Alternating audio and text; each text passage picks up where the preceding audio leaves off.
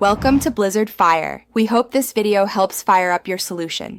You start by confirming MX Player is up to date because older builds lack codecs. This avoids needless troubleshooting. Next, inspect the media file's audio codec and container so you know what's unsupported. Once done, identify your device CPU, ARM, ARM64, or x86, and download the matching MX codec pack. This installs the native decoders that MX Player uses.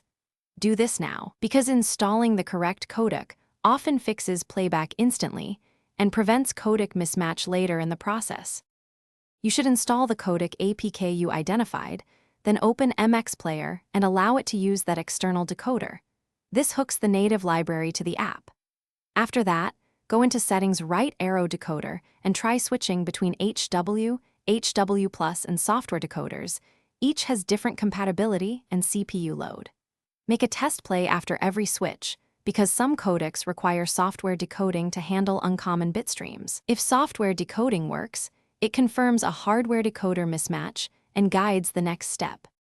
If switching decoders fails, convert the audio track to a widely supported codec like AAC or MP3.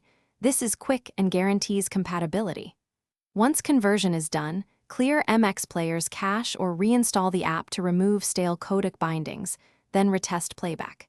Make sure to check the file for corruption and consider DRM restrictions that prevent decoding. If none of that works, try another player. This helps determine whether the problem is the file, your device, or MX Player itself. Useful for the final diagnosis. Thanks for watching. If you found this helpful, don't forget to like and subscribe.